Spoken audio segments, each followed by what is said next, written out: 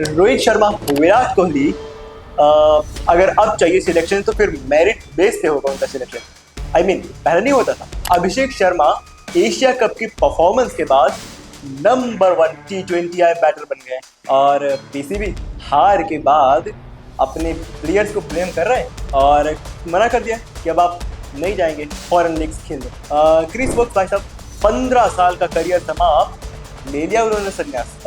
आज करते हैं बात ये भी करनी है कि ग्राउंड्स खाली जा रहे हैं। इंडिया वेस्ट इंडीज के मैच में पब्लिक नहीं थी। आई मीन भारतीय क्रिकेट फैंस कम हो गए या फिर रोहित और विराट के बाद अब तक वो एक्सेप्टेंस नहीं आई है। एक नहीं, आज पांच चीजें हैं बात करने के लिए, आज पांच स्टोरीज शेयर करने के लिए। तो चलिए शुरू करते हैं।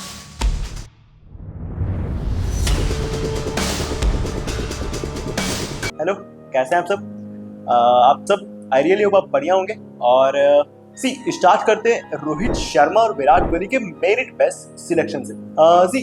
बीसीसीआई ने ट्वीट कर बताया कि रोहित और विराट का सिलेक्शन अब मेरिट बेस पे होगा। तो भाई साहब पहले भी तो वही होता था, मतलब कब मेरिट बेस पे नहीं हुआ रोहित विराट, और ऐसा तो क्या होगा कि अब बात करनी पड़ रही है कि मेरिट बेस पे सिलेक्शन होगा।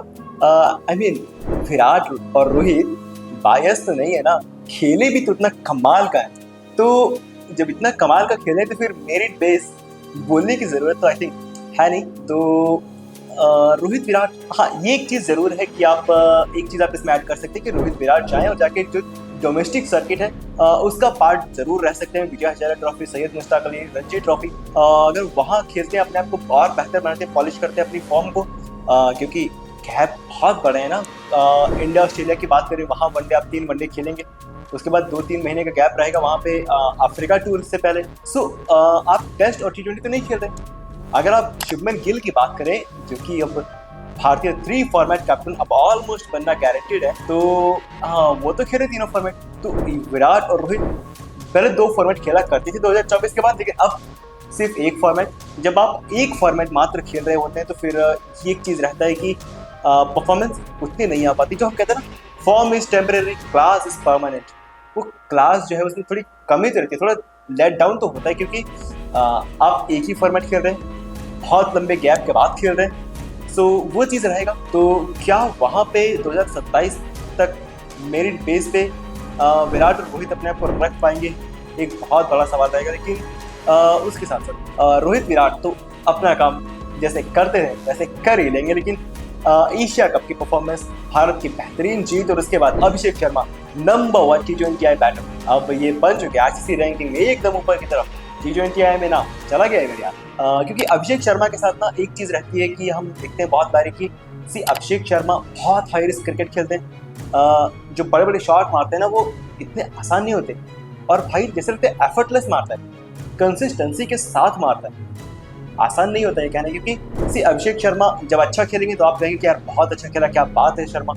लेकिन जिस दिन नहीं खेलेगा आप कहेंगे कि यार ये कर सकता था, वो कर सकता था। लेकिन आप ओवरऑल रिजल्ट के बारे में देखिए भाई साहब, एशिया कप फाइनल को जो हटा दें तो फिर बहुत अच्छी पारियां रही हैं, 330 प्लस 350, तो वहाँ पे लगातार बेहतरीन पारियां रहे। और अभिषेक शर्मा युवा खिलाड़ी है, धीरे धीरे सीखेंगे, लेकिन एक अलग ब्रांड की क्रिकेट खेल रहे हैं और हाई रिस्क क्रिकेट है, लेकिन performances, consistency, average, strike rate, सब कुछ एकदम ऊपर।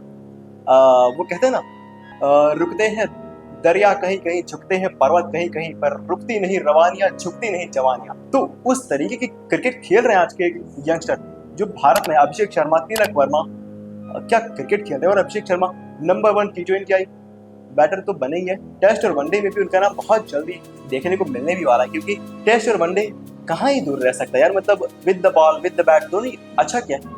अभिषेक शर्मा वेल डन यार। पर एशिया कप से ही एक और न्यूज़ भी है कि पीसीबी के चेयरमैन ने ये बात कह दी है कि ऐसा है कि हमारी टीम परफॉर्मेंस नहीं कर रही है और हमारे खिलाड़ी मतलब इंटरनेशनल लेवल पे परफॉर्मेंस नहीं कर रहे, आंकड़े नीचे की तरफ। तो अब ऐसा करिए कि अब पाकिस्तान का कोई खिलाड़ी ओवरसीज टूर या ओवरसीज टूर्नामेंट नहीं खेलेगा। जैसे अब तक बिग बैश, CPL, ऐसे T20 सारे कॉन्ट्रैक्ट हुआ करते हैं शाहीन अफरीदी, हारिस रऊफ, बाबर आजम, रिजवान, अयूब, सबके पास। अब कोई नहीं जाएगा। जैसे IPL में के इंडिया के खिलाड़ी मतलब नहीं जाया करते, वैसे PCB अभी नहीं भेजेंगे। देखिए इससे लॉस तो बहुत होगा। क्योंकि पाकिस्तान की क्रिकेट इकोनॉमी अगर आप देखें या कोई भी इकोनॉमी देख ले, पहले तो डाउन है मेरे यार।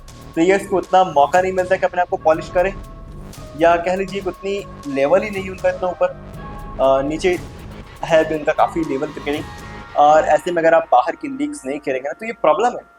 आप भारत की कंपैरिजन कर लीजिए कि यार भारत नहीं खेला तो हम भी नहीं चाहेंगे, क्योंकि उनके प्लेयर अच्छा करते हैं क्योंकि वो नहीं खेलते, हमारे प्लेयर भी नहीं खेलेंगे तो अच्छा करेंगे, ऐसा बिल्कुल भी नहीं। ऑस्ट्रेलिया के प्लेयर हर जगह खेलते हैं फिर भी ट्रॉफीज बहुत सारे जीतते हैं। उसकी वजह क्या है? उसकी वजह ये है कि आप अपने आप को कितना मेंटली स्ट्रांग रखते हैं। सिर्फ परफॉर्मेंस आप चाहे बाहर की लीग में कितना भी कर लें, अगर आप जब इकट्ठा होते हैं, जब आप मिलजुल के खेलते हैं, वहाँ आप किस तरीके के कलेक्टिव डिसीजंस ले रहे हैं, किस तरीके के कलेक्टिव एफर्ट्स लगा रहे हैं, वो मेन इंपॉर्टेंट होता है। सो पर चलिए ठीक है, पीसीबी कुछ भी कर सकते हैं क्योंकि क्या ही कर सकते हैं, हारे भी तो हैं। वैसे उतना बुरा भी नहीं मानना चाहिए क्योंकि हारे भी भारत से जहां आप ऑलमोस्ट हर टाइम हारते हैं। सो बट ठीक है, पीसीबी है, वो कुछ भी करते हैं। But main importantly Chris Woakes एक ऐसा खिलाड़ी इंग्लैंड के लिए जो बॉलिंग ऑलराउंडर तो था, वो तो किसी को बताने की जरूरत है नहीं, बट आंकड़े अगर आप देखें इम्प्रेसिव नंबर है। बेशक आईपीएल में नहीं खेले वो ज़्यादा, पर इम्प्रेसिव नंबर है। 15 साल का करियर ऑलमोस्ट रहा है भाई साहब, और भारत को परेशान किया, बहुत बार किया। इंग्लैंड की सीरीज अगर आप ये वाली हटा दें जहाँ पे थोड़े चोटिल भी चल रहे थे और नई बॉल से विकेट तो फिर भी चटका रहे, एक दो विकेट लगातार ले रहे थे। विद द बैट परफॉर्मेंस थोड़ी आई नहीं, बट आती हैं, शतक लगाए हैं भारतीय सामने टेस्ट में, और जब खेले तो अच्छा भी खेले। टेस्ट हो, वनडे, टी20 तीनों फॉर्मेट एकदम अच्छा खेले। और सिर्फ इतना ही नहीं, इंग्लैंड को जो बैलेंस दिया करते थे ना, और जब इस बार भारत का इंग्लैंड दौरा हुआ था, वहाँ पे सबसे एक्सपीरियंस प्लेयर क्रिस वोक्स से जोफ्रा आर्चर सारे मैच नहीं खेले थे, क्रिस वोक्स सारे खेले थे। जो वुड अगर बल्लेबाजी में एक अच्छे खिलाड़ी थे, तो अब एंडरसन और ब्रॉड के जाने के बाद क्रिस वोक्स का एक बहुत अहम रोल हुआ करता था। लास्ट मैच में जब इंजर्ड भी हुए थे और जब टूटे हुए हाथ से उनका लेफ्ट हैंड फ्रैक्चर था, उसके बाद भी जब आए बल्लेबाजी करने, हालांकि ज़्यादा कुछ कर नहीं पाए, क्लीन बोल्ड होके बाहर गए, और मतलब परफॉर्मेंस इतनी अच्छी नहीं है, बट क्रिस वोक्स खिलाड़ी कमाल का था। और जब तक खेला अच्छा खेला, और जब कोई भी टीम इंग्लैंड के सामने खेलती थी ना, और अगर नहीं बोला गया क्रिस वोक्स के हाथ में, तो हर टीम थोड़ा सा बचाने को देखती थी। ऐसे भी नहीं, क्रिस वोक्स ऐसे भी खिलाड़ी नहीं थे कि आप कह लीजिए कि वो Mitchell Starc, Kagiso Rabada, Trent Boult kind of a player, पर ये बहुत अच्छे खिलाड़ी थे। With the new ball wicket चटकाना जानते थे, 2 वर्ल्ड कप जीतने वाली टीम का हिस्सा भी रह चुके थे, बहुत सारी यादें क्रिस वोक्स के साथ। But now story has been over. Chris Woakes ने भी कह दिया भाई thank you so much, so well done Chris Woakes. और हमारी आज की last story, last but not the least, grounds खाली जा रहे हैं। इंडिया वेस्ट इंडीज का पहला टेस्ट मैच अहमदाबाद में हुआ, और आई मीन ग्राउंड खाली। सवाल आते हैं कि भाई क्या मतलब क्रिकेट फैंस नहीं आ रहे हैं या फिर मैचेस बहुत ज़्यादा हो रहे हैं? देखिए, मेरे ख्याल में इसका एक ही मतलब मेन रीज़न हो सकता है कि कंपटीशन उस लेवल की नहीं है। कहाँ भारत, कहाँ वेस्ट इंडीज, तो लेवल एक तो वो मैच नहीं कर रहे। दूसरी बात ये है कि वेस्ट इंडीज भाई लोग हार गए, नेपाल से हारे। एक्चुअली में एक अलग सी स्टोरी है, बट मैं दोनों को कंबाइन कर रहा हूँ क्योंकि थोड़ा सा जब आप इतिहास के पन्ने पलटेंगे, और बिल्कुल अभी इसी मंथ ऑलमोस्ट हार के आए नेपाल से, सीरीज हार के आए। हालांकि टी20 में, हालांकि वो आपकी फुल मेंबर टीम नहीं थी, बट जैसन होल्डर भी तो आ गए थे। भारत में तो जैसन होल्डर भी नहीं है, मतलब आप कर क्या रहे हैं? ना रॉकिन कॉर्नवॉल जैसे खिलाड़ी हैं, ना जैसन होल्डर है, ना क्रेग ब्रेथवेट को भी आपने मना कर दिया कि सर हम नहीं ले जा रहे आपको। तो फिर जब कोई बल्लेबाजी में कोई ताकत नहीं है, गेंदबाजी में कोई स्ट्रेंथ नहीं है, तो फिर कहाँ से मतलब वो बात बन पाएगी कि लोग देखने क्यों आए? रोहित विराट ऑलरेडी नहीं है, वो अभी रोहित विराट के बाद वो इंग्लैंड का टूर हुआ, जो कि इंग्लैंड में हुआ, वहाँ की पब्लिक ने अच्छा रिस्पॉन्स भी किया। तो भारत में नहीं हो रहे भी इंटरनेशनल लेवल पे उतने अच्छे मैच थे रोहित और विराट के बिना, तो पब्लिक भी जो है एक्सपेक्ट नहीं कर पा रही, एक्सेप्ट नहीं कर पा रही। सो और अगर पब्लिक और क्राउड की बात करें तो भाई लोग, इंडिया ए और ऑस्ट्रेलिया ए के बीच में जो अनऑफिशियल टेस्ट हुआ कानपुर में हुआ, और पब्लिक भर गई थी वहाँ पे, करीब 15,000 लोग वहाँ पे आ गए। आई मीन अच्छे खिलाड़ी थे, अर्शदीप भी थे वहाँ पे, सब थे, लेकिन था तो वह इंडिया ए और ऑस्ट्रेलिया ए का, वहाँ पे तो नहीं थे Mitchell Starc, PAT Cummins.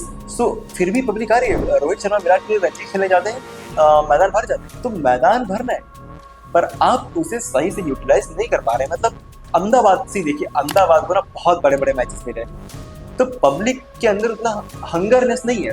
May be Delhi में भी वो ना हो, जब दिल्ली में आप शुरू करेंगे मैच, हो सकता है वहाँ भी इतनी पब्लिक ना है, वहाँ भी इतना क्राउड ना हो, बट ओवरऑल अगर आप देखेंगे तो वो चीज़ें हो सकती है, बेहतर चीज़ें हो सकती है। पिंक बॉल से अगर आप मैच खेलते, डे नाइट मैच में लोग आते हैं, आप कोल्हापुर देख लीजिए, आप कानपुर साइड देख लीजिए, या आप राजस्थान साइड, गुवाहाटी साइड चले जाए, क्राउड्स आने के लिए रेडी हैं, लेकिन जहाँ पे आप मैच करा रहे हैं वहाँ पे क्राउड्स उतना रेडी नहीं, क्योंकि उनको बहुत मैचेस मिले हैं, और न केवल बहुत मैचेस मिले हैं बल्कि टीम का स्तर भी इस लेवल का नहीं है। टीम वेस्ट इंडीज क्या ही बात करेंगे। अगर मान लीजिए इसकी जगह इंडिया और ऑस्ट्रेलिया का T20 पब्लिक आएगी, इंडिया इंग्लैंड की T20 को पब्लिक बिल्कुल आएगी। अभी देखिएगा IPL शुरू होगा, पब्लिक बिल्कुल आएगी। तो पब्लिक जो है ना, आप चूज नहीं कर पा रहे, अदरवाइज क्राउड की कमी बिल्कुल भी नहीं। चलिए अब आज के लिए मेरे पास इतना ही है। अब आप लाइक कीजिए, शेयर कीजिए, सब्सक्राइब कीजिए और नोटिफिकेशन घंटी दबा दीजिए, और कमेंट में बताइएगा जरूर क्या लग रहा है आपको, इंडिया वेस्ट इंडीज के सेकंड मैच में क्राउड आएगा। चलिए आज के लिए भी इतना ही है। Thanks for watching.